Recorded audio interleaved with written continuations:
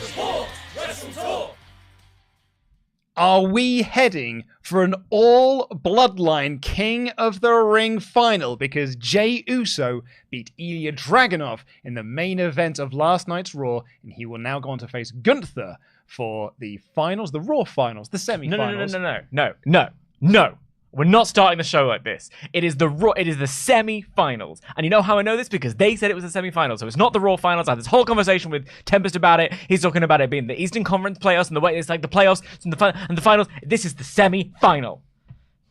What I was saying, Dad, is that the Raw semi-final, so we're going to the Raw semi-final for Jey Uso, and on the SmackDown side of things, you've got Tama Tonga right there, potentially going all the way through. Could we be seeing an all Bloodline King of the Ring final? Let's find out. I'm going DAD. I'm joined by the interrupter, Dan Layton. Easily triggered by playoff finals, Dan Layton.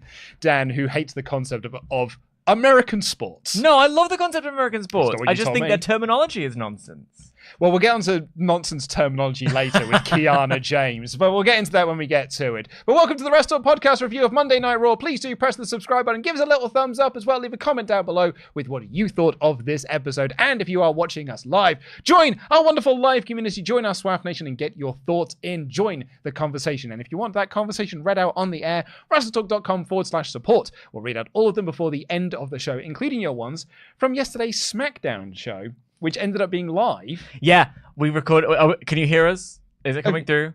Yes, we are. Because we recorded a whole podcast. We had a fascinating conversation, lots of jokes, lots of lovely times, really thoughtful, really. Then we had it again because it just didn't record, so we went live. Yeah, and we didn't manage to do any chats because I had to leave. Yeah, I was just like, we'll do any chats on the Raw podcast. Yeah. So if you've got thoughts on SmackDown, we'll be reading those out before the end of the show as well. But we are going to kick things off today talking about the King of the Ring quarterfinals on this show. In particular, the main event, which saw Jey Uso taking on Ilja Dragunov. In a match, I am quite surprised people thought Dragunov was going to win. Well, this is the thing. I think what we're going to have here is a conversation about two different things at the same time. Yes, in a way, because we all certainly saw the prospect of an Ilja Dragunov Gunther semi-final. Correct. And salivated because obviously that sounds lovely. And we knew that Gunther was going to go far. And, yeah, I mean, a lot of people sort of pegged him as the early doors winner. Yeah, it's certainly. But that's the good thing about this King of the Ring is that, you know, there is an early doors winner, but the competition elsewhere is still strong. I'll talk about that in regards to Jey and Ilja Dragunov a little bit later. But yeah, I think it's interesting to see some of the discourse. I actually found out about the result of this match because you can avoid spoilers on the internet all you want, but the second you walk into the WrestleTalk office, someone's going to tell you what happened on the show. Yeah. So coming into work is the worst thing I can possibly do. You say it's the WrestleTalk offices, but I told you on a Cineworld shoot once. It doesn't matter actually. If I leave my house, someone will tell me what happened on the show. But touching you on the Jubilee line, by the way. Did you know Becky Lynch won the NXT? They put it up in Piccadilly Circus. They're just like, you know. I was like just headphones on, clearly in the middle of watching Raw, and then Tempest comes over to have a whinge because Dragunov lost, and I was like, "Well, thanks for letting me know that." Yeah. So I wonder whether or not my feelings about the choice would have been different had I gone into it believing because I was very much of the opinion that Gunther Dragunov final would be a really good statement of intent, a really good choice. As it happened, because I knew what the result was, I was watching it from an angle of like, well, I can kind of see why they would choose this. I can see what they're doing here. I can see. I don't know if I'd have been cross if I'd not known, but as it happened, knowing, I actually thought it was a pretty decent. I thought it was a good match, and I thought it was a good result. Particularly because it's against Jey Uso, who they are very, very high on at the moment. I know it was originally pegged to be Drew McIntyre, then he got replaced with Jey because of his injury. I don't know whether that perhaps changed plans, sort of changed the course somewhat, but when I looked at the brackets and there was the opportunity to do Dragunov versus Gunther in the semi-final, my reaction to that was, well, don't do it there. Right. If you're going to do that match, build to that match and put it on pay-per-view.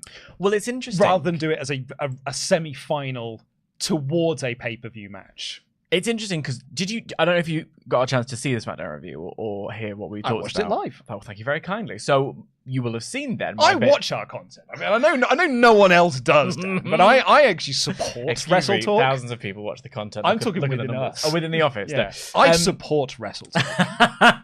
And I give him subscribe. You do, yeah. I was talking about Jade and Bianca yesterday and about how actually the idea of giving them a sort of competitive and yet not massive stakes semi-final was a really interesting prospect for the Jade and Bianca story, which would lead to it somewhere down the line. And I sort of felt like the same could be true here, because in TV years, Ilja Dragunov is still a little baby. Like, it's only been on 2 weeks. Exactly. Like it's TV years and dog years are a very similar thing. Like, yes, we all know Ilja Dragunov. If you're a big fan of wrestling, you know Ilja Dragunov. If you watch NXT, you've seen his run as NXT champ. You'll have seen the Gunther Dragunov match, and know their history and stuff like that. If you're a viewer of Monday Night Raw and Friday Night SmackDown, this is very early days for you. It's brand new. He's a brand new character. So doing that match now, with the stakes of the competition they've put in, makes it feel like, oh, actually, there's no shame in losing to Gunther in this match, this early contest. So you could just put it out there and it could be a really interesting sort of Raw final, semi-final situation, without being thrown away or lost because it's still early days in a story. The other side of that argument is what you're saying, which is just save it, which is also fair. And I think that's set up on this episode of Raw because Dragunov had a backstage interview where they were talking about his history with Gunther, essentially explaining to those filthy casuals who only watch Raw and SmackDown the history of Dragunov and Gunther. And within that, he said, yeah, I'm the man that beat Gunther. I beat Gunther. Like, I ended his reign, like, you know, as NXT UK champion. I'm the guy that had all of these matches with Gunther. I beat Gunther. So in that thing, if you're only watching Raw and SmackDown, that one sentence there is to be like, but no one beats Gunther. Yeah. No one beat him for 600 odd days as IC champ. Everyone tried to step up and no one could do it. Remember how much of a big deal they made out of Chad Gable getting a count-out victory over Gunther was when he was going for his IC title run. So there was, so that idea of just like, oh yeah, he can beat Gunther. So you don't then just do them in a semi-finals for the Queen of the Ring and have Gunther win, because that undermines that story. What you can now do is build to this idea of this dominant run by Gunther and then this Dragunov guy coming up, and particularly do that at Bash at Berlin, where the crowd are going to be lapping that up, are going to be really rabid for that, and it's going to make both of them feel like bigger stars. Now, the counter to that kind of falls apart when I'm talking about the other side of this title, which is Jey Uso going to be the guy that's going to beat Gunther next week, and it's going to be a Jey Uso Tama Tonga final or a Jey Uso versus X final. I still think, and I feel, and I had this in my head coming into the office today until Ollie convinced me otherwise. I was like, well, Gunther's winning. This whole tournament feels like it's just designed to give Gunther a big win and carry on that ascension up the roster into that main event picture. And it's only now that he was just like, it's Bloodline. And I'm like, yeah, I've never even considered Jey as a potential winner because I've been so focused on Gunther. Now that you've mentioned this and I look at Tama Tonga over here, I'm like, oh yeah, you could do a Bloodline final. And if you don't have Jey in the finals, that means you're looking at a pay-per-view with no Bloodline? Because there's no like solo match on there. There's no GOD match on there. There's 5 matches already announced. Are they going to announce a 6th match? That seems kind of counter to what WWE do now. It's not out of the question, of course. But so what do you feel? Are you still feeling it's Gunther, or is the idea of Jey winning feel like a much more of a possibility now, especially because he's just beaten Dragunov? It's interesting because I also saw Gunther be the first person to announce for this tournament and went, oh, great, that's the thing that they're going to do. Because if you look, we were having a conversation yesterday in the office about what you do with various people and things like that. And it's a long time between now and Bash at Berlin. And actually, so it was a suggestion of like, oh, maybe the King of the Ring tournament is a title shot and he takes it to Bash at Berlin. But there is Clash at the Castle, Money in the Bank, SummerSlam, and then Bash at Berlin. So there's a lot of things to book in the betweeny times. What do you do with that? I don't really know. And then I was watching, like, how do you keep his tiles spinning? Initially, I was like, oh, this is a great thing. He'll win that, and then he'll I don't know, especially because now with what we see elsewhere in the show, Drew and Priest, and obviously we've got Drew and Punk and all of that stuff, and it's interesting to see this inevitability we have over Gunther being in that title picture in Berlin. But then you watch the show, and it's just Mius. It might as well be, because I kind of was like, well, yeah, I'm sort of on board with Jey Uso winning this match and potentially going further in the tournament, like, because when you listen to that level of reaction, yeah, I think people talking about Yeet being over, you mentioned, and the entrance, the entrance is over, is he over, yeah, and all that stuff. Actually, he's getting big chance. There was a lot of "Let's go Jey, let's go Uso." Oh yeah, Uso, absolutely. And it wasn't like a "Let's go Uso, Jey sucks" or anything like that. No. There was no Cena stuff. This was a very earnest over crowd. Not even dueling chants. There wasn't like a "Let's go Jey, let's go Ilja" chant. It was just, as you say, it was all Jey. Yeah. I think that Backlash match, particularly that Backlash entrance, has made him like the most over guy. I think you were going into Backlash being like, he feels like a mid-card guy because of the way the WWE presented him. It's not Jay's fault, it's just the way that WWE presented him. They've not given him that full main event presentation that they have for other people going into this title picture.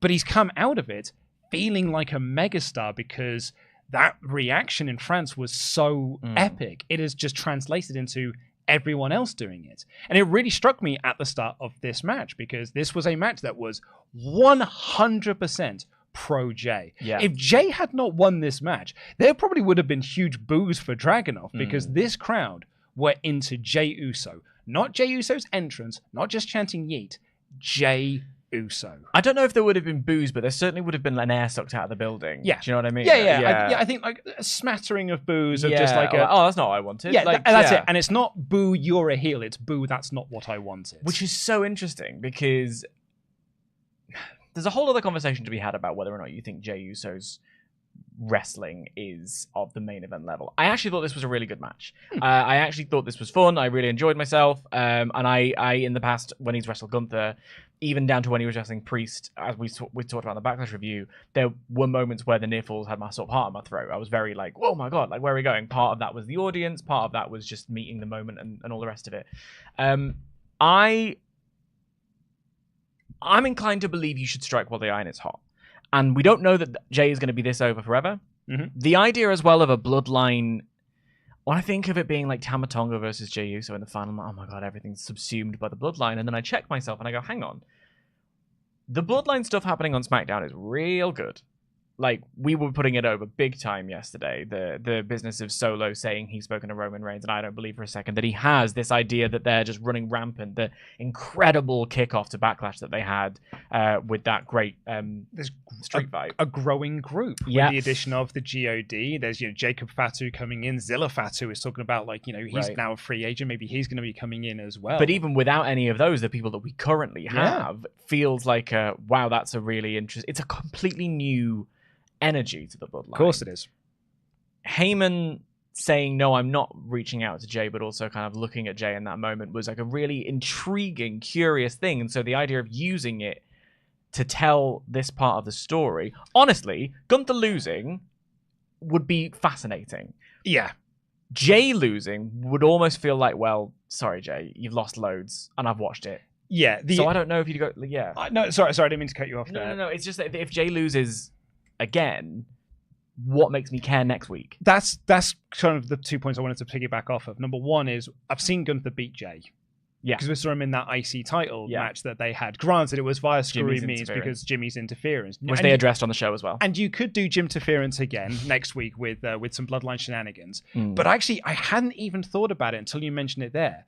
But that pleading look that Heyman gave to Jey at Backlash, maybe we should be looking at that to be like, that was the sign where WWE was telling you that's the direction for the next pay-per-view.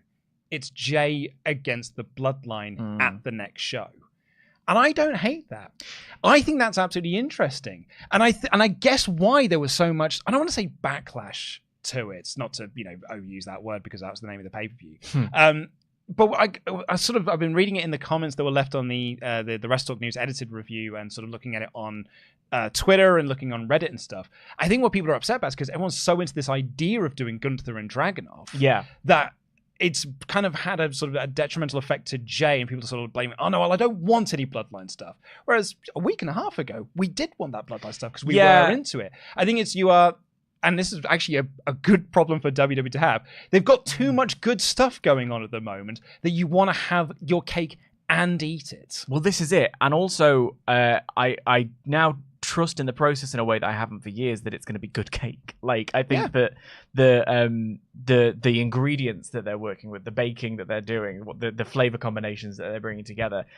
Look at this King of the Ring tournament, specifically the Raw side. The SmackDown side is maybe a little bit different, but the AJ Randy match was a great example of the huge competitiveness going into this. You know, these are big stars. It's not like in the past when it would have been a bunch of mid-carders, a few obvious squashes, and then whatever. To your point, previous King of the Rings, that Santos Escobar 2-minute match, that was every King of the Ring match. Right. Like, they were just all 2.5-minute matches. Yeah. The fact that you had like 2 under 5-minute matches, they're a rarity within this King of the Ring tournament. And if you look at this, what has Gunther had to do to get to the final? Well, he had to go through a war with Sheamus, where Sheamus posted that picture where he looked like he'd been battered to the end of the earth. Oh, yeah. He's had this battle with Kofi on this show where his knee was the target. It's going in weak. And he's had to do it week on week on week. And so if the story is, I fought my ass off in this incredibly competitive tournament, and in the end of the day, it wasn't that I was weak, it was that someone took advantage of all of these injuries that I've had.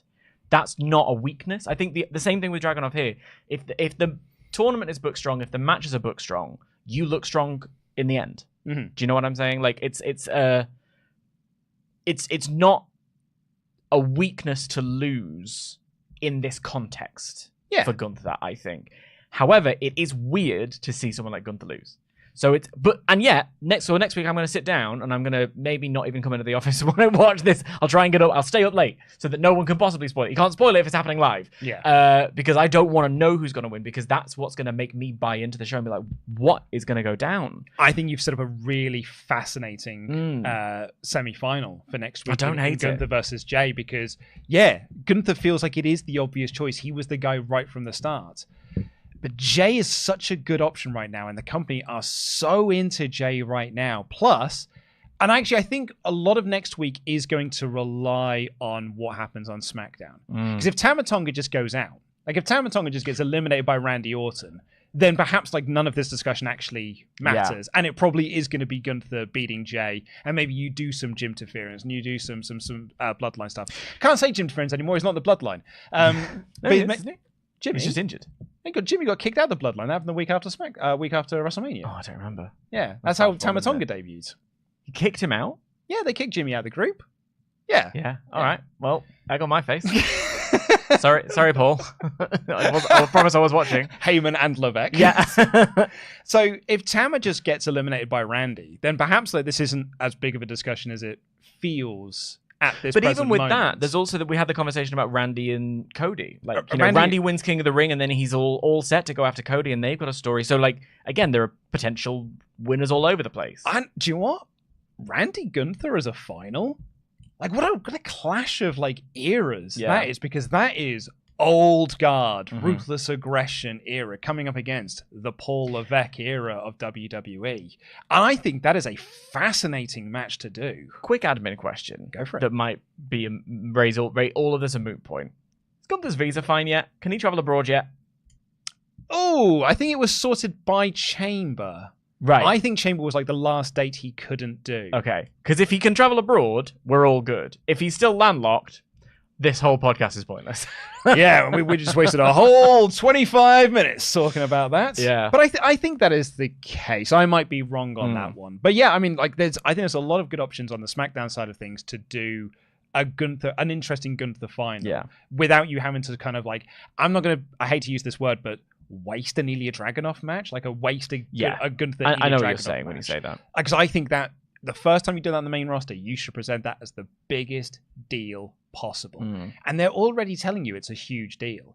And it's working. Because in that one promo when Ilja said like, oh yeah, I beat Gunther. I'm the guy who can beat Gunther. And then Gunther steps up to him. The crowd reacted to it. The 7,000 there weren't watching NXT UK. No one was. So maybe it's like some of it's just sort of passed down through osmosis and stuff. But yeah, I think it's... I'm going to... Should we do a poll? Oh, mate, you love it. I bloody love a poll, You love mate. a poll. So let's have a poll, shall we? And people point out it was on the European tour, so... Should be Well, there you go. Should Fine. be Easy peasy. Job done. Let's have a poll. Who do you want to see next week? Gunther or Jey? I'm curious because if I'm looking at that, I think that's one of your eventual winners. Yeah. I think whoever wins out of Gunther and Jey's winning the whole thing. I just like the fact that when I add the Randy Orton into the equation, it is good that there's an abundance of choices. That's what this tournament should be. It shouldn't be obvious. It should be sudden death. It should be perilous. And the thing about Gunther especially is that he's shown us he's willing to be in peril as a performer. Dude, one of the things I've always put over about Walter as a wrestler and why Walter was my favorite wrestler is because he was everything that WWE told a big man wrestler not to be. Right. He was a big man wrestler who sold. And WWE's whole mindset for 40 odd years was like, don't sell. If you're a big guy, you don't sell. There was a period of time when Keith Lee and a few others were sent back down to developmental because they needed to learn to wrestle like a big man. Because they'd spent their times on the indies selling. Wrestling. Because wrestling. Because when you wrestle, you sell and that adds into stories. And Walter has always sold in his matches. That's why his matches with Will Ospreay and you guys like that have always been so captivating. Is because he's not afraid to sell. And because he's not afraid to sell, it means that when he does win in a dominant fashion, he still looks dominant. He's magic in that sense. It's why he has always been one of my favorite wrestlers. Yeah. The guy is incredible at this. But we have a poll up. Go and vote now. Go for Gunther or Jey as we get into your Ultrachats here. This was missed actually from our Dynamite episode, which was not related to Dynamite. But Luke, I was curious of what you thought of this week's episode of Monday Night Raw since you decided to no-show. That was last week's episode of Raw. I didn't decide to no-show. There was a train strike and I could not get in. You've got legs, don't you? And a car. But do you know what? I get to be smug prick now. I get to be a proper little smug prick about last week's episode because in my ear I've had like, oh, you can't have too much wrestling on a wrestling show. Or you can't have too much wrestling. Oh, if you have too much wrestling, what do you do with the promos? Oh, you can't have too much. Oh, clock watching there, are you, Luke? With all you kind of. And then what did WWE do? Do nothing but a big wrestling show. It's like 5 out of 5 show of the year. I fucking told you.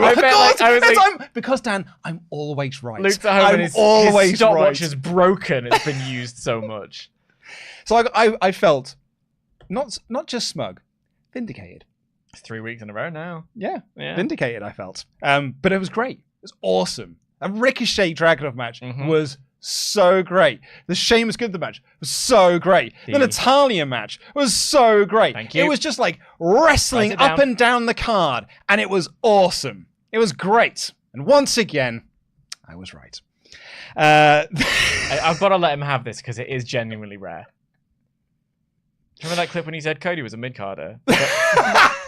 Pete's in the room as well, so that was for both of them. Do you remember that other time where I said, Tama Tonga won't be involved in the Bloodline?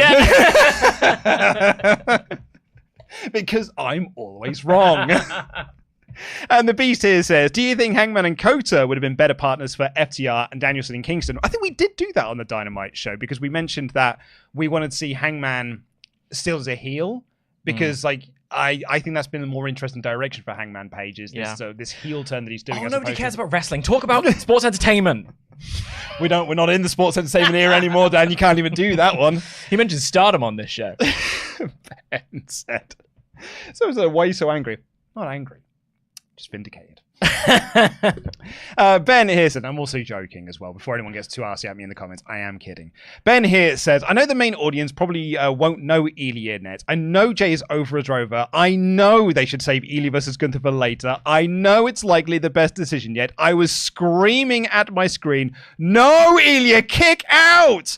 Fully aware I'm triggered and being rather unreasonable, but yet goddamn I love Ilja, and the moment that Jey Uso is a moment with Jey Uso is a big no yeet for me. You stole Yar of the Ring, the Tsar of the Ring, an Ilja match from us. I cannot yeet with you, good sir. Temper tantrum crybaby I am. Yes. Can't help but wonder if Ilja originally was supposed to lose to Drew, would have been okay with that. Losing to a goofy-looking yeet guy who's been having mostly underwhelming matches stings a little. And I like Jey, just not enough to be cool with this. That's the point I was talking about when it comes to because I know Tempest isn't a massive fan of his in-ring work, and we've spoken about in the past. There's something about loose. I actually saw it in this match. He has a massive stance, does Jey, when he's doing his like hits and things like that, which makes it feel a lot less hard hitting. Yeah, he's also got the worst spear in wrestling. But he's got a really good splash, though. I genuinely really like his splashes. So I kind of see that to the point where it's like, and I think lately his matches have been to a degree underwhelming. This one wasn't one of them, though. I agree. And actually, if we're going to pretend it's a real sports contest, which is the point, we're supposed to suspend our disbelief and all that stuff. Sometimes it doesn't go your way and it's crushing. Mm-hmm. Like tonight, we have a massive football match in the Premier League, and it might not go my way. And my way is I desperately want Man City to lose, and that might not be what happens. But it's going to be one of those things about these things happen. The passion of wanting it to succeed, but also believing it might happen. That's the change. But I think I think this is a good problem for WWE to have. And this is kind of that conversation I was having with that drunk guy at the WrestleMania party that Hooked On had, where he said, yeah, well, the problem is now what you do is like, this is a good problem to have, is you've actually got a lot of good options that you can do. People are invested. People want to see their guys win. This is not, I don't feel like this is people being angry at the company for not booking the thing. It's kind of gutting that their guy didn't win. Yeah. But previously we would have been like, this company just does not know what they're doing. This doesn't feel like that. And like Ollie came in because Ollie was really angry at this result as well, because his reaction was, well, they didn't give me what I wanted. Because what he just wants is Gunther and Ilja. And I was like, bud, you're going to get that. At some point. You're just not going to get it next week. You're probably going to get it a few months down the line. Did you just flash up your time for me there? Sorry, because your phone lit up. I was like, just saying.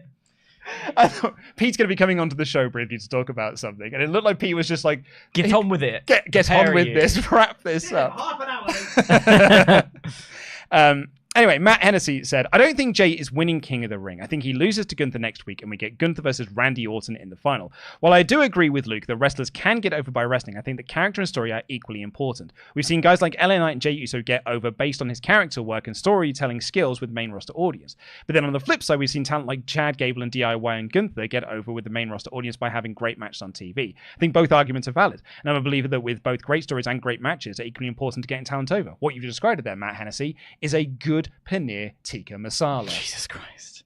That is what that is. That is exactly what I've been saying. That was my whole... I know you've been saying it. It's all you've been saying for weeks. Have different dinners. That was my whole paneer tikka masala argument, was you can have both great wrestling and great characters and great promo work. It's not one or the other, but that's what I keep getting told is the only way to do things. I never want a curry ever again.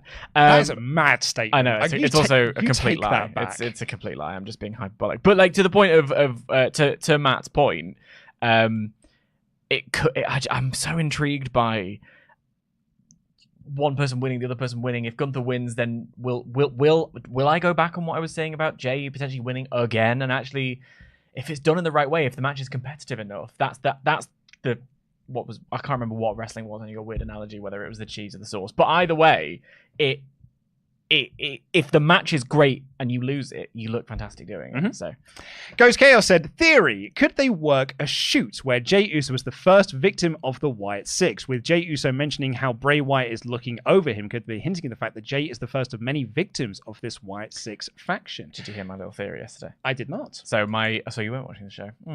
I was also filling out 3 count forms. Fair enough. My little conspiracy theory. You were to find out, what did Jeff Hardy do as United States champion? My conspiracy theory is that the reason so many people have been taken out of this tournament through injury is because of the Wyatt Six. So Drew, Asuka, Lashley, and then over the weekend we found out Zelina was taken out because of an injury. I was like, that's so many. Is this just bad planning and they didn't clear their talent? Is it just unfortunate? Or is there a reason? Is maybe the Wyatt Six picking people off bit by bit? Even if it's not that, and it is just because the reports are that these are all legitimate injuries, and they did poorly plan last Monday's Raw. They realized they'd poorly planned it, so moved a few things to the weekend. Same with the SmackDown side of things. So like the reports are like, oh yeah, no, they've just done a fairly bad job of this. But a lot of that's just things working against them because that is just more than half of the people in your tournament. Yeah, it's what happens when injuries happen. It is unfortunate. We play my IGN mode. These things do happen.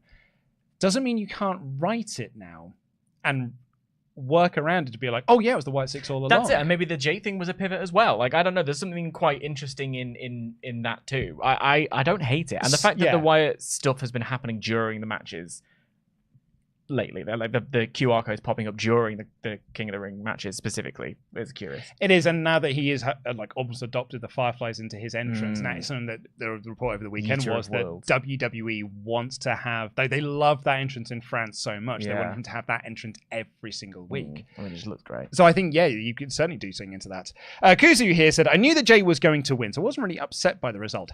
However, that was one of Dragunov's worst matches, and it's a shame to see. I honestly don't know what you do with Jey. He's not good enough to hold a title, but he's too popular to ignore. Ilja Dragunov's worst match is better than most people's best match. Yeah, I mean, it had all the Dragunov intensity to it. Like, made Jey bleed from his ear. Yeah. He's awesome. Valid Mamadapudi has been in Memberg for 35 months in a row. So Jey is beating Gunther, maybe via count-out. I'm sure they want Saudi to chant Yeet versus Tama in the finals for the Bloodline. Tama versus King Haku history. Tama for the King Haku history. That's quite fun, actually. And Dan Padilla has been in Memberg for 31 months in a row. Said, only hardcore fans want to see Gunther versus Dragunov. Jey beating Dragunov just makes him look weak. A loss to Gunther was better. I'm not sure. I'm trying to work out what Dan's argument there is. Yeah, it's kind of half and half. It's sort of 6 of one, half a dozen of the other. Yeah. And honestly, I don't think either of them is particularly wrong. Yeah. I think if Dragunov won, it would have been great, but I think you're better off saving that Dragunov. I don't think he looks weak as a result of this. And I don't think he looked weak in that match either. Aside from Jey kicked out of his finish. But aside from that, I thought it was a good match. It was not as good as the match that Dragunov had last week, but the fact that Dragunov got the reaction he did shows that by having good wrestling matches, you can get over. Once again, Luke was right.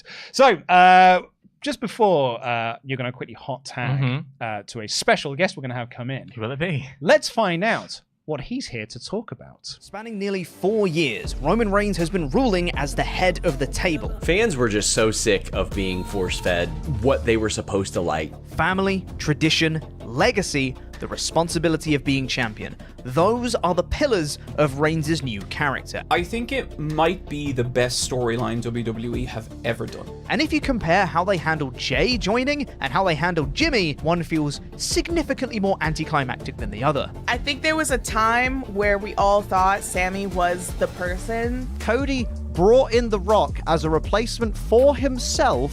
Who wrote that? Join me as I take a look at Roman Reigns as world champion and the Bloodline from start to finish.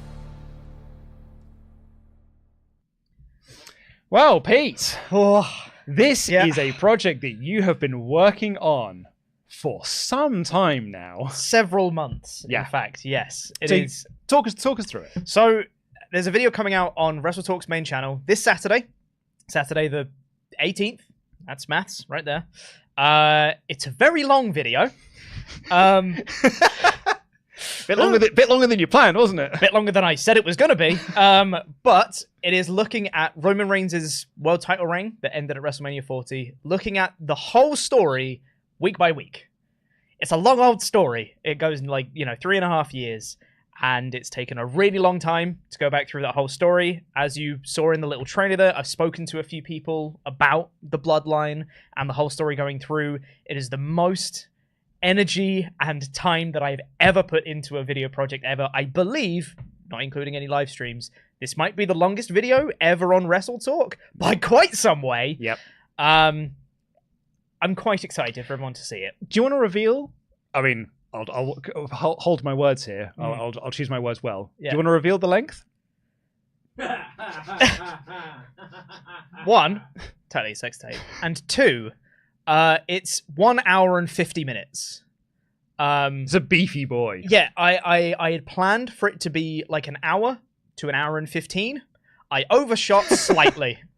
And I had to cut out quite a lot out of this video as well. Yeah, so there was periods of time when you've been working on this video. And like what this video is you have, and with Tempest as well, have gone back and watched every single segment, every single match. And I'd literally charting this week by week from start to finish. Yes. And every now and again, you would just turn to me like across the desk and just be like, I'm in March 2021. And I'm like, whoa, buddy, you've still got some distance. You got to hurry up, mate. Yeah, it's been the last like couple months. It's been a crunch period for getting this video done, and it's been genuinely. This is what I joined this company for. This is what I want to make. This is the thing. This is my baby. This little project, and I'm really excited to share it with everybody. I cannot wait for it to be out. I think it's really cool. We've done some really creative stuff with it, and I'm really quite happy with the end result. Everyone that I've spoken to has been great. The whole team that's worked on it, you'll see in the credits of this video, there's quite a few people that have been working on it as part of the team. I can't wait for you guys to see it. Check it out on Saturday on the main WrestleTalk channel at 1 p.m.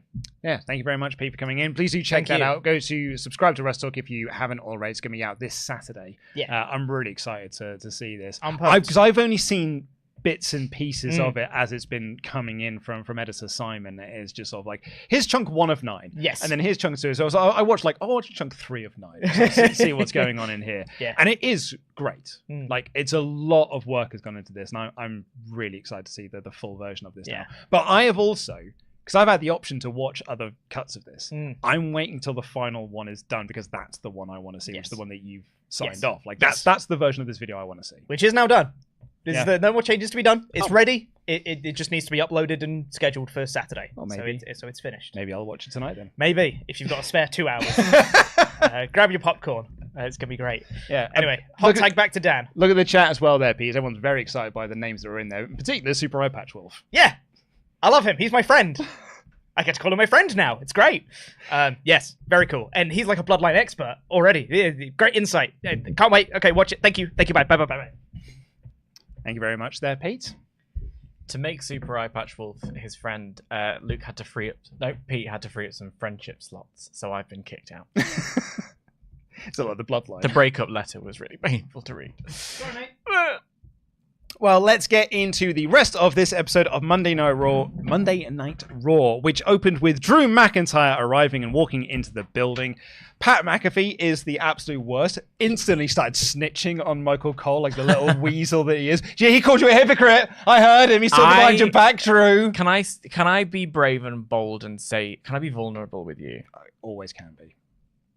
I've come to quite like Pat McAfee. Have you? Yeah. Did the barking not turn you off? No, the barking didn't. There was one bit in this where I burst out laughing and was like, oh, Pat, what are you like? I'll tell you what it is when we get there.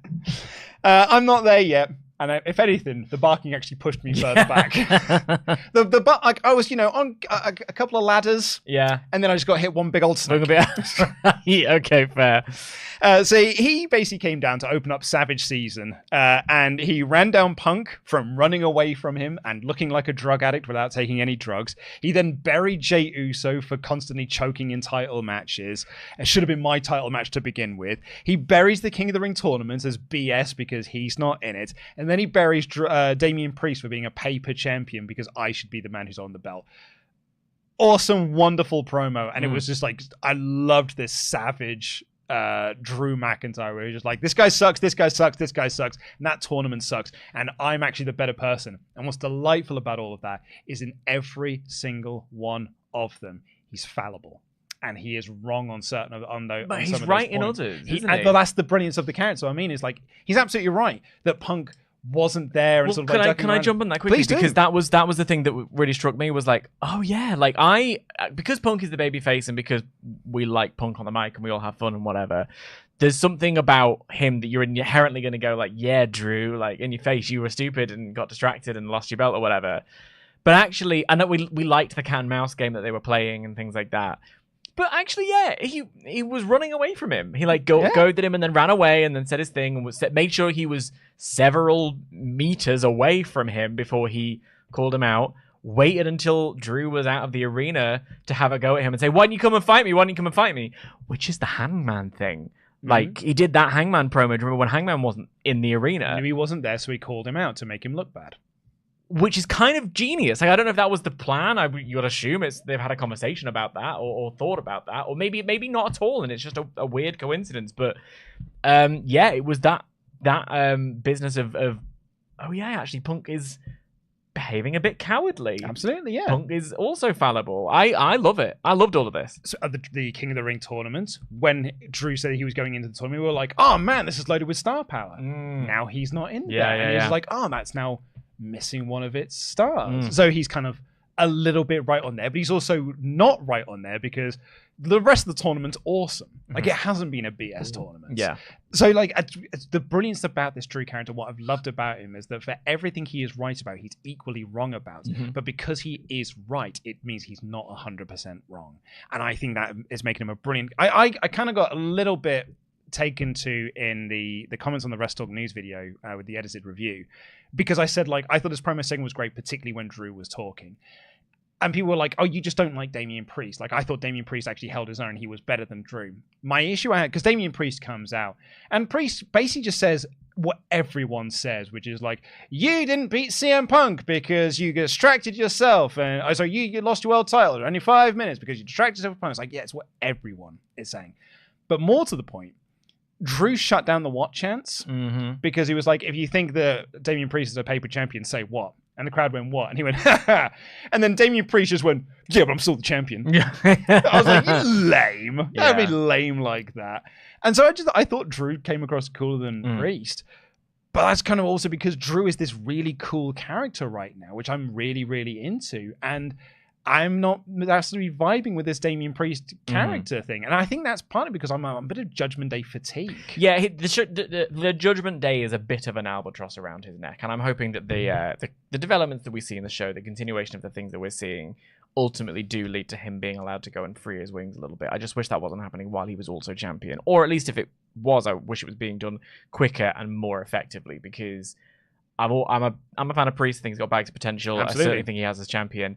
It's just I saw more in that post-Backlash sort of melee than I did from all of these segments. And, you know... He's getting himself over as opposed to the machine. Yeah, the work, yeah. And also within this, they announced that, yeah, Drew McIntyre is the number one contender to the World Heavyweight Championship, and when he is cleared, he will get that title shot. Yeah, cool. Do you think you won?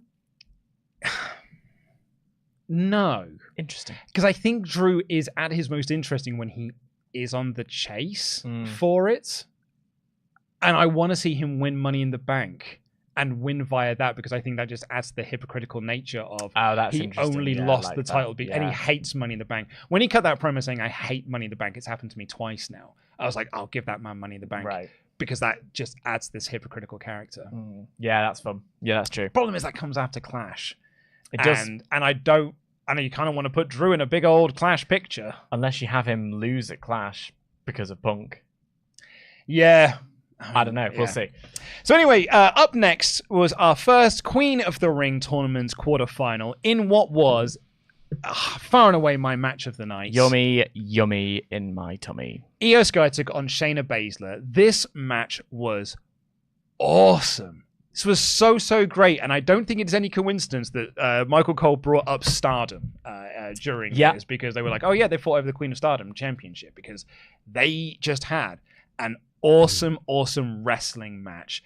The transitions from submissions into pins and from pins into submissions and counter each other's moves and stuff. And they were kind of bringing up their history and stuff. It was like, oh yeah, 7 years ago they were fighting for the Queen of Stardom championship. 5 years ago they were fighting for the NXT Women's Championship. And they were talking about all these various different things.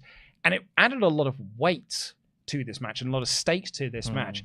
And I think Shayna Baszler, I thought last week she was great, like awesome. And then this week I'm just like, this is the NXT Baszler. Like, this is what we've been wanting from Shayna Baszler since she first came up to the main roster in 2020. And like, finally it's here. Yeah, I was explaining to her indoors this morning when I was watching this. I was like, so these are two of my favorites. And she knows Iyo Sky. And she was like, I don't know the other one. I was like, yeah, because they haven't used it very well. That's Shayna Baszler. She's a badass. Yeah. And I was like watching her and I was like, yeah, the reason that she wasn't used very well, sorry, just Vince doesn't understand half these people. He doesn't get what makes them special. and thus didn't use them properly. And Shayna is kind of prime example of one of those. Had a good little start there with the Elimination Chamber, and then should have been belted up at WrestleMania, and then since then, it's sort of been nothing. But this is the environment where a wrestler like Shayna Baszler will thrive. It's not necessarily about promos and storylines, although I think she's exceptional at those. I always think about the Ronda Rousey one before SummerSlam. This was excellent stuff, and I was just so pleased to see it. The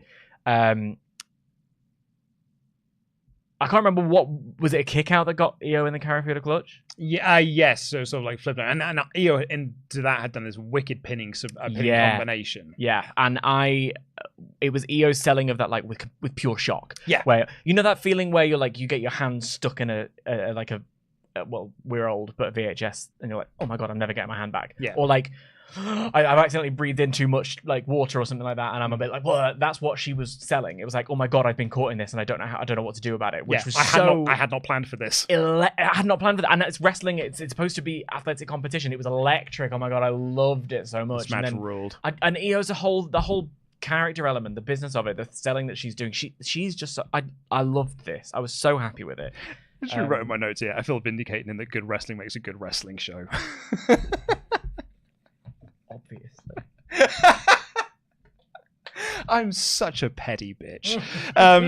But yeah, this match was so great. And Iyo Sky won with the over the moonsault. Like just a brilliant wrestling match. I just want more like this, please. The tournament has been so good. Yeah. Because I think even someone like the weaker matches in the tournaments haven't detracted from anything because the matches have like it's probably been so high that if you have like a couple of minus ones, a couple of sort of 2.5 minute matches, or you know a couple of the matches being shown on the house show or down on the house show loop, it's not chipping away at the greatness that everything else is. No. And I think on both brackets, on the men's side and on the women's side, we've just been treated to so much good wrestling. What we have got in this King of the Ring and Queen of the Ring is what people wanted out of the 2019 one. When they announced they were bringing it back for 2019, we had a lot of people coming in because the G1 was happening sort of like at a similar time. I was like, oh man, they can do their own G1. Like this is going to be WWE's G1. And me and Ollie were like, it's not. It's going to be 2-minute matches and Baron Corbin's going to win. And Baron Corbin won in 2-minute matches because they didn't care. They don't like doing tournaments back then. Now, in this work rate era, this is what people have been wanting from the King and Queen of the Ring tournament. I do think over on the SmackDown side, partly because it's a 2-hour show, they've got less time. Specifically, Bianca and Candice was far too quick and a bit throwaway. Yeah.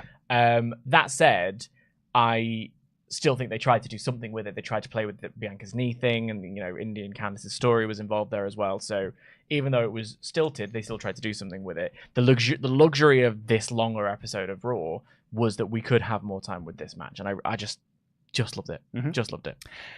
Just a quick question here: have you ever got your hand stuck in a paneer dansak? I'm never having one. You should. They're delicious. The Judgment Day were in their Judgment Den hanging out with Carlito, and Carlito was like, hey, I want to help you guys. I want to sort of join this group. But Priest, as we saw last week, is not sure about it because Damian Priest isn't dumb. And he's like, dude, you screwed me over at Backlash last year. Why should I trust you now? And Carlito was like, hey, look, minds can change. And someday I hope that we can all be amigos. And this is cool. And it sets up what happened in the tag match later on. Backstage, Chad Gable was running down his Alpha Academy. He had to go at Maxine because she lost in her Queen of the Ring tournament match that she wasn't originally booked for. So how could she have prepared for it? How could she? He then buried... I should just realize, did I say that Shayna Baszler had a great match last week? Because she had the one in the house show loop. Maybe you did. Did I? Fake fan. Yeah. Anyway. I might have been talking about Natalia. I can't quite remember now. He then said, I'm going to set up Otis versus Bronson Reed. Actually, no. I'm going to do Otis versus Sami Zayn.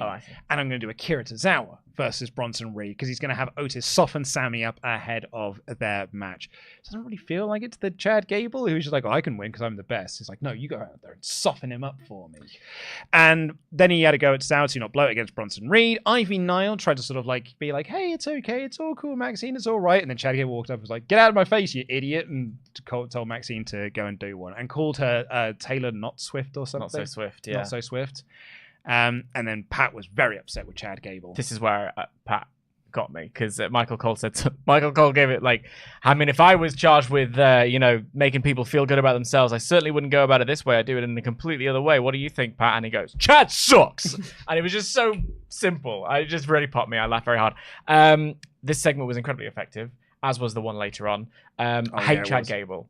He's made me really angry. I'm really cross at him. I'm really upset with him. So the character is working. I'm genuinely hurt. I'm hurt by this. They're in the little Alpha Academy Junior Cadet t-shirts, and I want one, and I want my Alpha Academy. There's Maxine with a little pouty face. I thought Ivy Nile was a really well performed.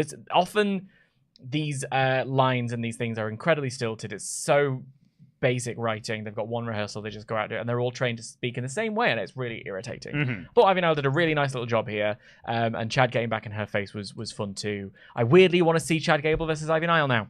Yeah. But yeah, I thought this was a very effective segment, as were the later on. I thought the segment they had later on, this, we'll get into it then. This brilliantly set up and made the crowds more into the segment. So that is the success of this backstage segment.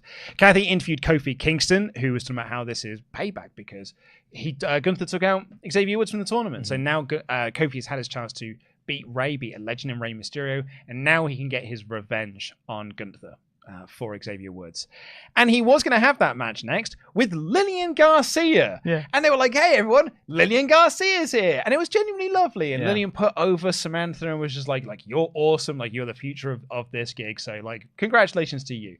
And Samantha was like, it would be an honor if you would introduce the next match. And Lilian was like, absolutely. So she introduced Kofi Kingston. Nice little shout out to the PG era and stuff when she was introducing Kofi Kingston versus Dolph Ziggler every single week on Raw.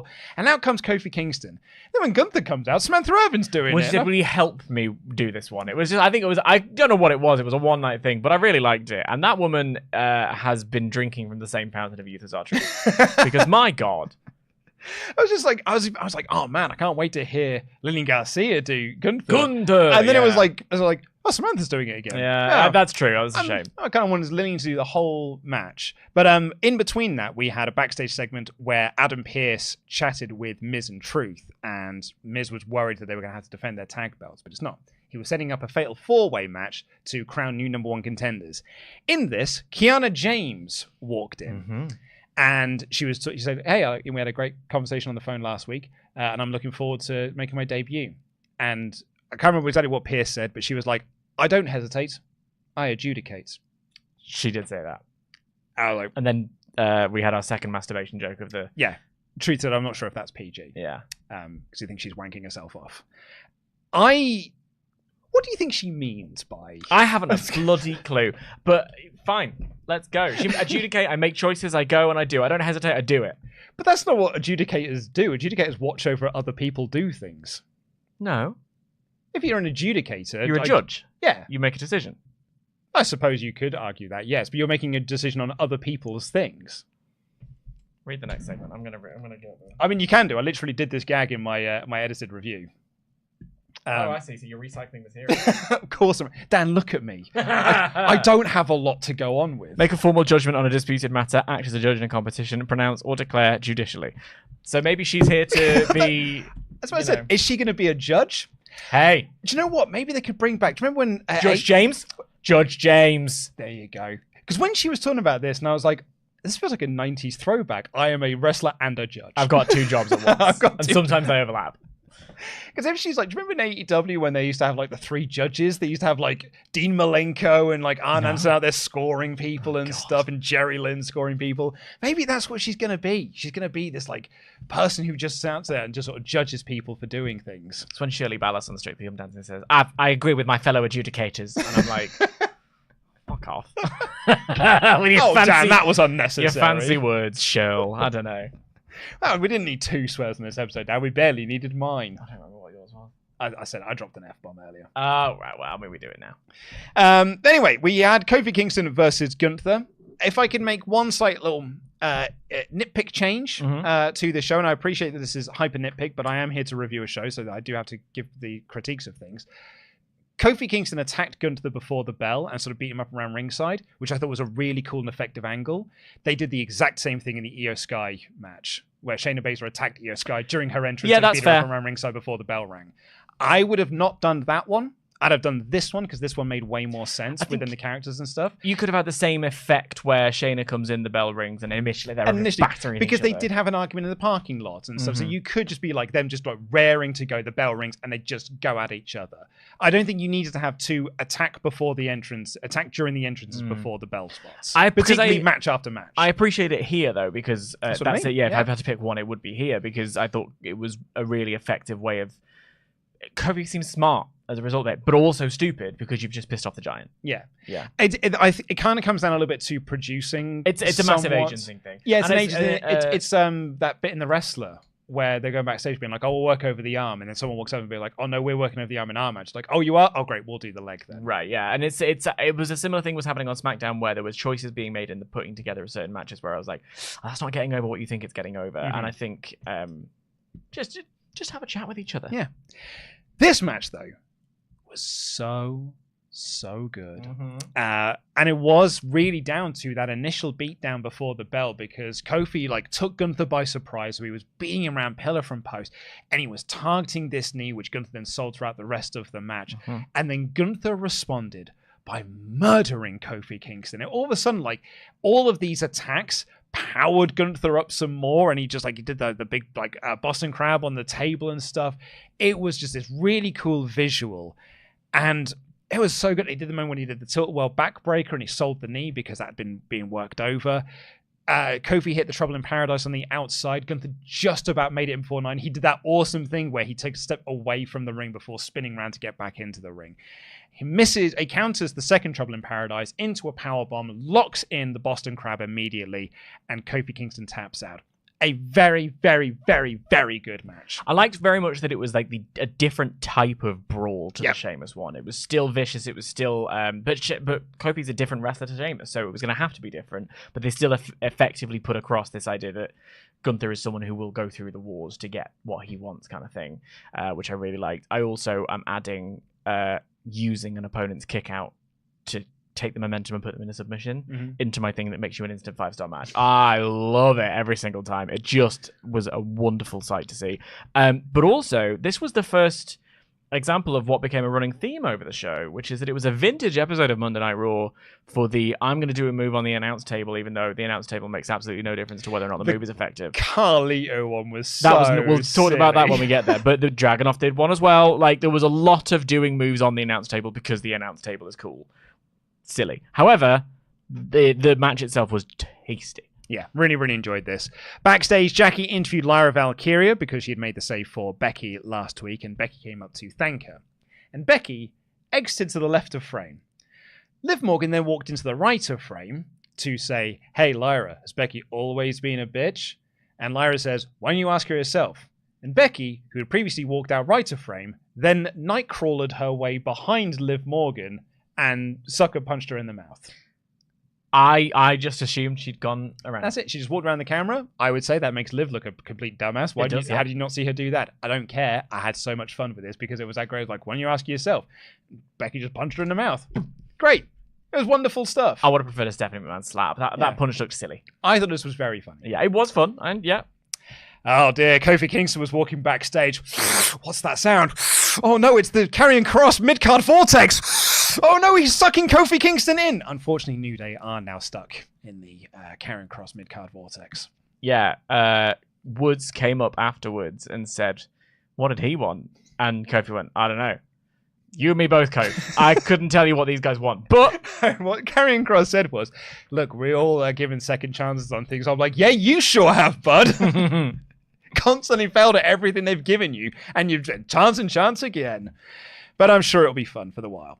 Bronson Reed quickly beat Akira Tozawa. I thought Chad Gable was very entertaining on the outside because every time Akira Tozawa was on top, he was like, I taught him that. And every time the Bronson Reed was beating him up, he said, I didn't teach him that. Yeah. I did not teach him that. Yeah, it was good. I liked the fact that Reed just left after this because it was that whole business and personal thing, the Sammy thing, and we had a contrast there with Sammy and Chad. Sammy talked about how with Bronson Reed it's all about business, with Chad it's kind of personal.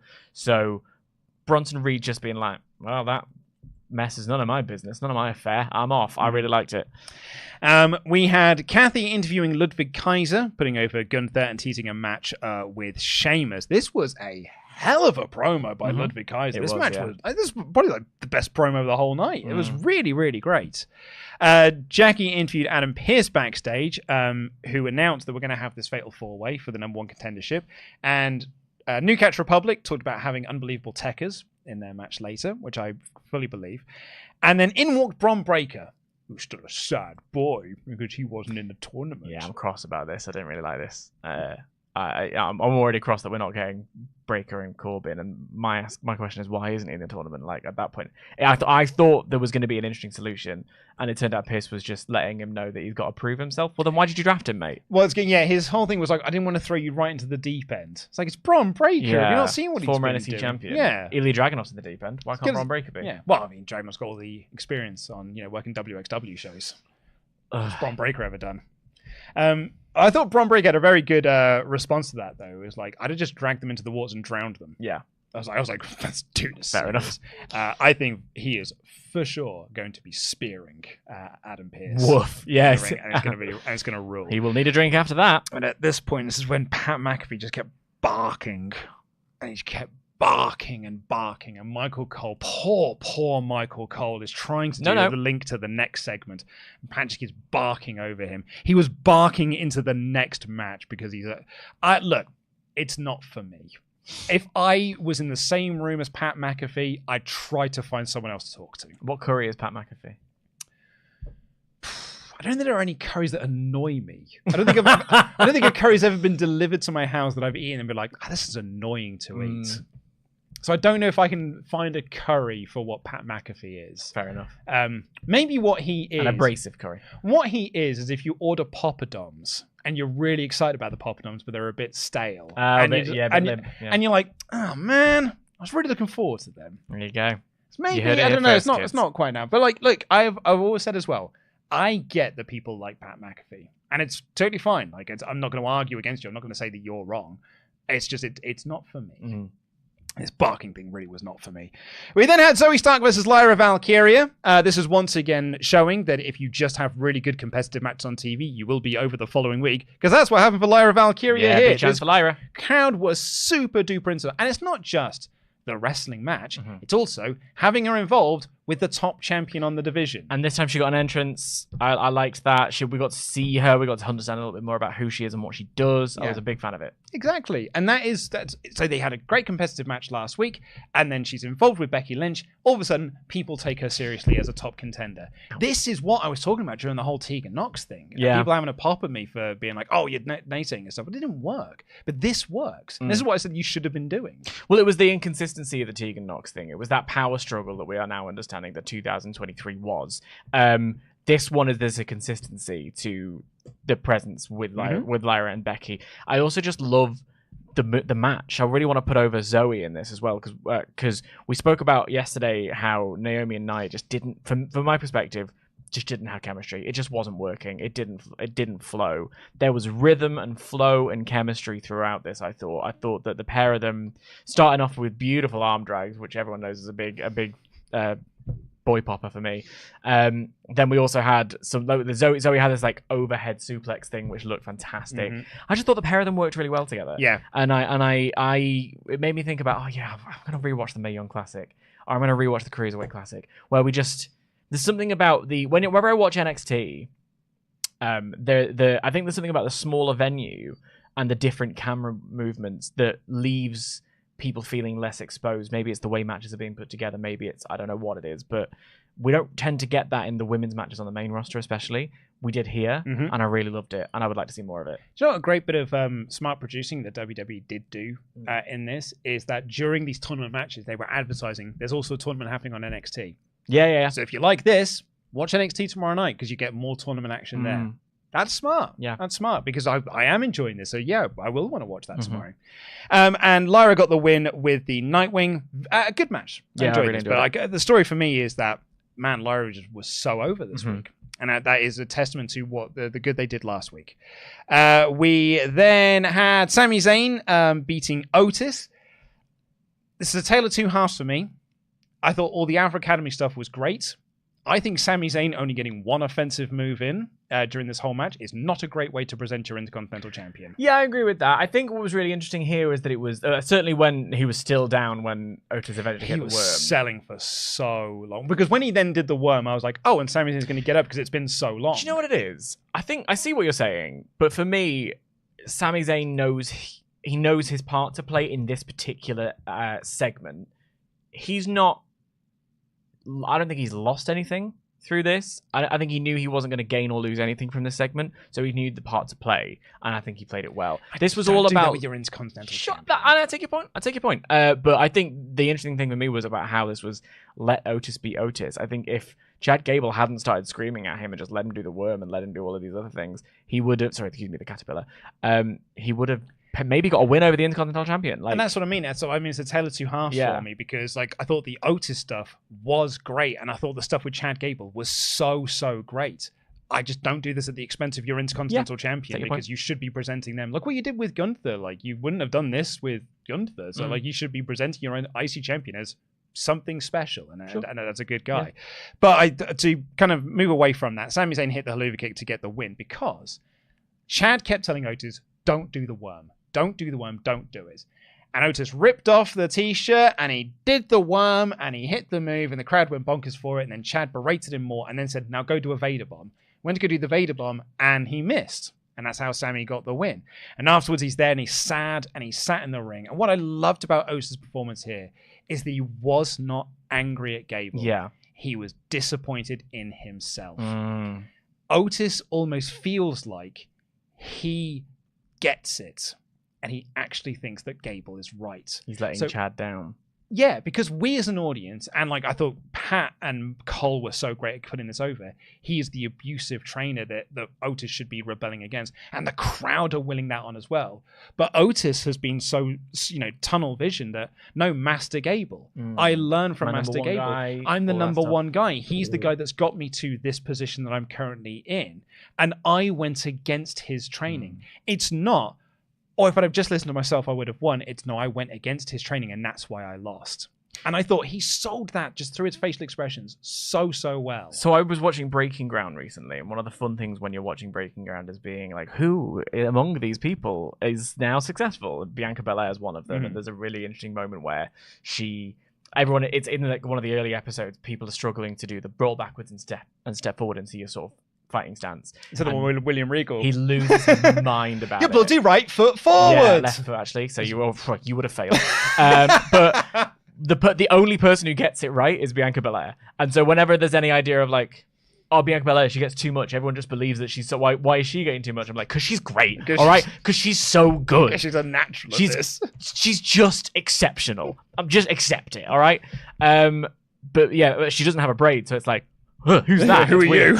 Lacey Evans is one of them, and another one of them is Otis. And I completely forgot that Otis is involved in this. And it's in promo class, and he's really struggling to get across what he's saying, and it's not really working for him. And then they're like, do you have any other characteristics you can show us?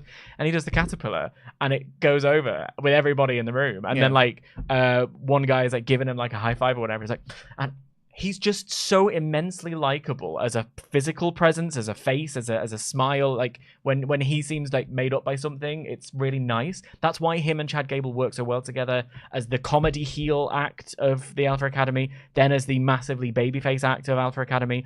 And what's working here so well is that it's breaking my heart. Like, I love the Alpha Academy, and I don't want Chad to do this. This isn't Chad Gable. This isn't who you are. And I don't want Otis to be taken down by it, because I believe in Otis as well, because I've seen what they can do.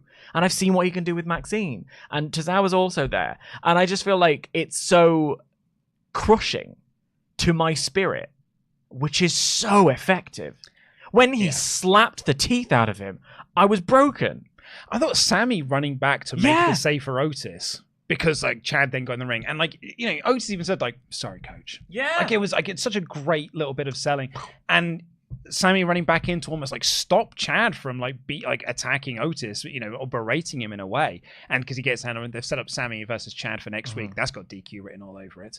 I thought I don't know, and then he slapped him. Chad slapped Otis. I just thought it was so great. And this crowd were so behind Otis, and they were desperate to see him fight back and stand up for himself. This is what's this story is telling me that they're gonna turn face against Chad, and I don't really want that. Well, I want them to help him find himself, but then again, maybe that's just me wanting chips instead of chocolate. I think what we are heading for is a different Alpha Academy, a different lineup. I think we might get Akira Tozawa side with Chad Gable, which will be a heartbreaking thing when Akira Tozawa attacks Otis. Interesting. And, that would just make Otis the bigger babyface. That's why I don't think that Chad's going to be winning the IC title anytime soon, because I think we're going to be setting up this Chad and Otis match that I'd actually like to see, finish off at SummerSlam and stuff. There was a big SummerSlam match, Chad versus Otis. I think you got some really good mileage you can get out of that. But yeah, I thought there were more positives to the segment than there were negatives, and that only negative is I present your IC champion better, but the positives massively outweigh that. And I thought this was a very, very effective segment. And on that as well, sorry, I know we need to move on from other things, onto other things. This is one of the most watched clips on WWE's YouTube channel. This is more watched than Jey Uso. It's more watched than Damian Priest. It's more watched than Drew McIntyre. This is connecting. It's a good story. It's a good story, man. Braun backstage was putting over the Creed, and JD McDonough walked up and be like, "We run Monday Night Raw," and Braun was like, "All right, whatever." Yeah. And we then had Dakota Kai versus Becky Lynch. Match was okay, and then Damage Control ran in for a lame DQ.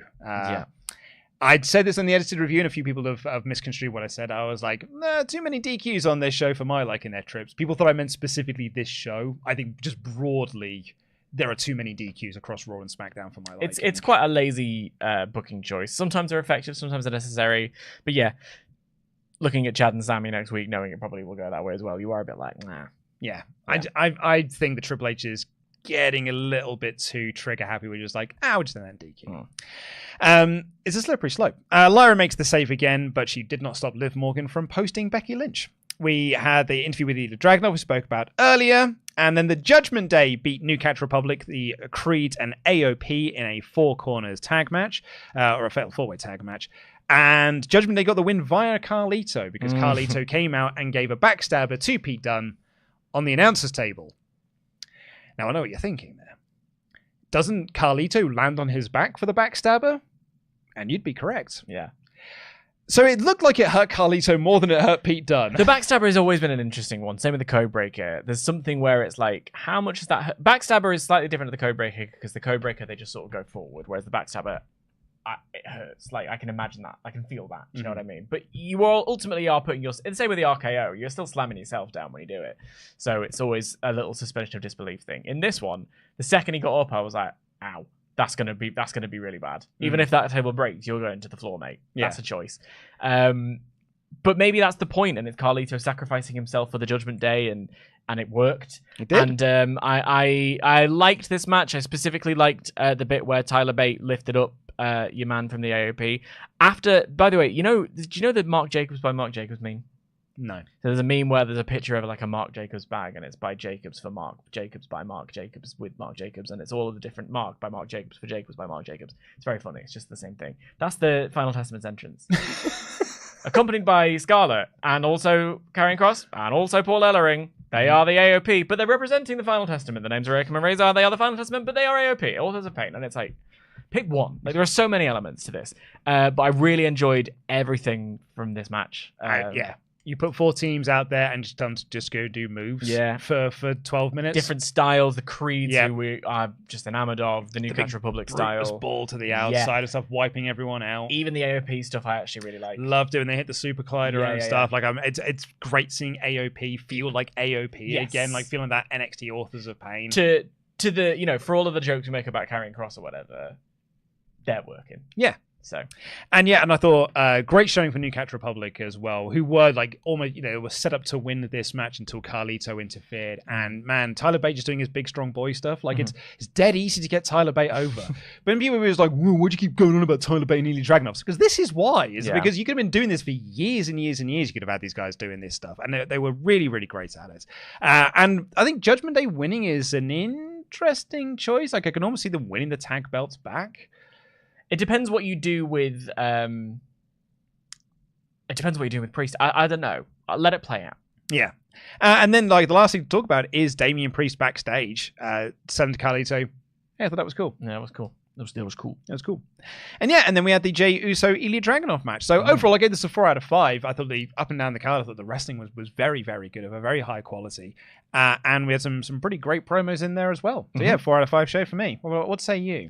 I would probably give a thumbs up. I enjoyed the show. Yeah, it was a good show. Please do press the subscribe button. Head on over to the WrestleTalk channel to watch my edited review if you want this in about 8 minutes.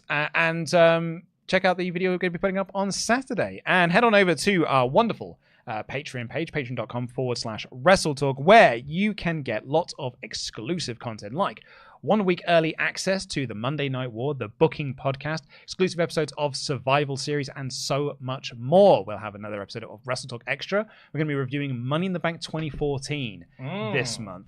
And let me tell you, the follow-up to the Shield breakup is dog-ass rubbish. So there'll be a lot to talk about in that episode. And we've got another episode of After Dark, which will be coming out this week. So head on over to patreon.com/WrestleTalk. And it's because of you over there at WrestleTalk. If you are one of our Patreon pledge members, it's because of you that we got to make episodes of videos like Pete's 2-hour epic that he's putting out. We can only do that because of you over at Patreon. So thank you so much for that. We really do appreciate it. And if you're one of our $25 and above Patreon pledge members, you get your name read out on the show like these fine folk. Keeper of the Mask Mysteries, Angie. The Schrockmaster, Austin Schrock. I'm afraid I've got some bad news. It's bad news, Bob the Ninja Goldfish. The Eco Warrior, Brian. Always leave the crowd wanting Brian more. Chris, Hellfire Brimstone. Chris, the Cypriot Sensation Patru. All-Star Chuck Turner. Daniel, sweet Mexican chocolate Ibarra. On top of the world and the top rope, David Sanson. A tall, handsome guy who has goals in life, Delonta Blaine. And Dr. Hook, Nolan Evans. Thank you so much for this Hall of Fame class on Tuesday, the 14th of May, 2024. Let's get into the rest of your remaining Ultra Chat. We have the result of our poll. Who do you want to see win next week? 75% went for Gunther. Can't say that surprises me. Yeah, can't say it surprises me either. JLL said 4 out of 5 Raw for me. Gable and Otis segment was the highlight. Really got me hating Chad and the way he manipulates Otis. Who do you think wins the pay-per-view triple threat? Also, Ilya losing was the right choice. Keep us waiting until Bash in Berlin. #MadDragon. I think Sammy retains. I have Chad with Bronson Reed in the ankle lock and out of nowhere a helluva kick, and then Sammy finished out for the win. I think you could have it in the ankle lock. Sammy hits the German suplex in the same way that Chad turned on Sammy with that German suplex. German suplex him out of it. Stands up, helluva kick, finish. But yeah. So my one just with an extra bit. I see. Okay, yeah. However, you just taken my homework and put it in your own handwriting is what you did. Yeah. Yeah, fair enough. You're welcome. I improved That's your the work. Luco in way. I think I've not forgotten the witches. I mean, actually, having said that, I've got him pinning Bronson Reed because there I'm you like, go. That's why Bronson's there. Joshua Hodgson said, so glad to catch you guys live and said my first Ultra Chat. It's clear WWE are building Liv to win the title from Becky, but do you think they'll pull the trigger? Love what you guys do. Sorry, we can't really answer the second part of your question. I mean, the answer is no, unfortunately. But yeah, I think Liv winning the title makes the most sense. It's just I wasn't on the show last week. Mm-hmm. I think it's too soon to be in a title match. I felt, you and I have discussed. Well, this. It's interesting because it's if we're playing contract watch and Becky's contract is up, the timing of that works out to after the after Night of Champions' successor show, which is called King and Queen of the Ring.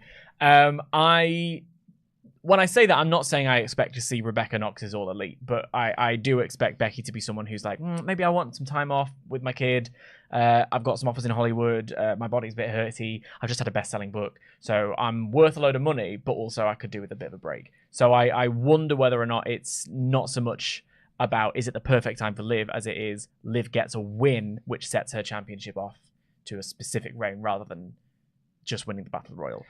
Yeah, I think if Liv wins, I think it will pose a lot of questions of like, why didn't she just win it off the bat then? And like, why do we have this Becky reign? But you and I discussed this at length on last week's show, and not last week's show when Becky won the belt. My whole thing in there was though, it's like I think you need to build this Liv Morgan character a bit more before you put the belt on her. I think the contract thing is an interesting dynamic to this. I totally expect Becky Lynch will re-sign. I'd imagine that WWE are pretty expectant that she'll re-sign as well. But I think Becky's been the super smart person here, because the report is that, they've had talks, but nothing's been signed yet. It's because Becky holds all the cards. Yeah. She's your world champion. She is your top star. There's data to prove it and all that stuff. She has got WWE by the short and curlies. And so she's like, no, just come back with me more money, because I can easily walk somewhere else and get more money. And you know that they'll pay me more money. You've made me the world champion. Yeah. So, Come give me a better offer. I think she's been super smart about this. That's pure speculation on my part, of course. OTV says, I thought Raw was awesome. All throughout the show tonight, and every character felt important. People may hate on Jey Uso, but he is the most over person in the company right now. Also, why do I feel like Karrion will try and recruit Kofi into his group? Because I think that is what they're going to be doing. Interesting. Aiden here says, hi guys. So did Becky try and slap Liv with a closed fist? In all seriousness, I hope Becky retains it King and Queen of the Ring, because I do quite like Becky versus Dakota with an actual finish for the title. Same for Iyo and Kyrie. Hope Becky resigns soon. Those words are very close together. Yeah. Resigns soon and gets that bag. Space Viking here said, Randy sold his leg in his match and AJ has a bad back. Gunther has won both of his matches by targeting a leg and then a back. Seems by design. Interesting. I like that. Outside of the, just going back to that Aiden one, outside of the contract thing, I kind of have Becky retaining. It's interesting. I don't know yet. I'm gonna let it play out one more week and then I'm gonna see. Well, I mean, we'll be recording our predictions for this. We'll also have an update and a bit of an announcement to make about what we're going to be doing for King and Queen of the Ring in the coming days. David Evans here said, hi, presumably Luke and Dan. I'm sending this after watching the SmackDown and Collision review. Dan, wrestle is not an adjective, just like play is not an adjective. They're both verbs. Did you learn nothing from LA Knight's dig at Kevin Nash last year? Yes, David, that was the joke.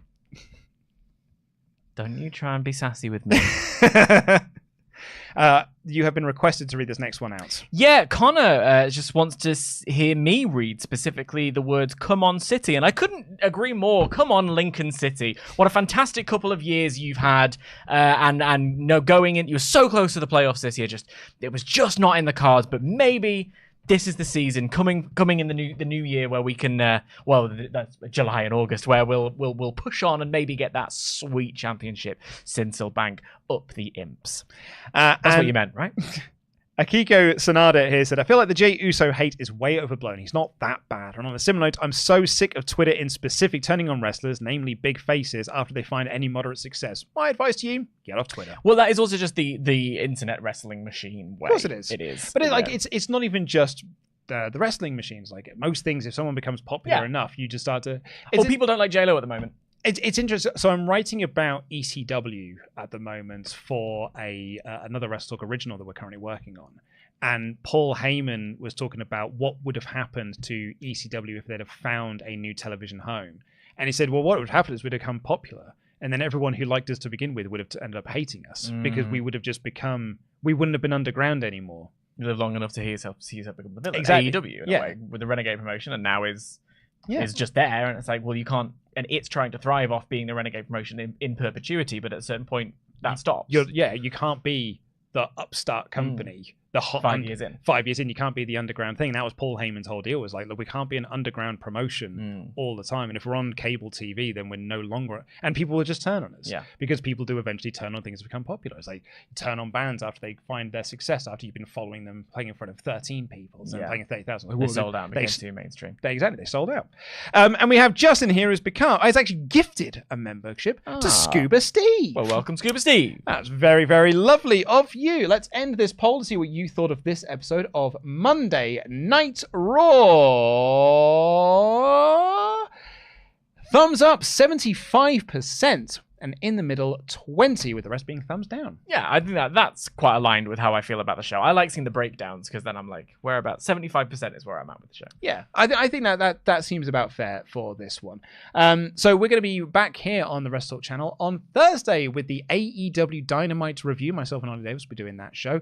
And then next week, we'll be having our go-home week for King and Queen of the Ring. We'll be having... It comes around quick, doesn't it? Yeah, and hasn't it just? We'll have the Raw review on the Tuesday. We will be having the predictions for King and Queen of the Ring on Wednesday. We will have the AEW Dynamite review on the Thursday, then the Double or Nothing predictions on the Friday. God, what a weekend. And then we'll have King and Queen of the Ring coverage on Saturday, and then on Monday, it will be the AEW Double or Nothing review in place of the SmackDown and Collision review. Gotcha.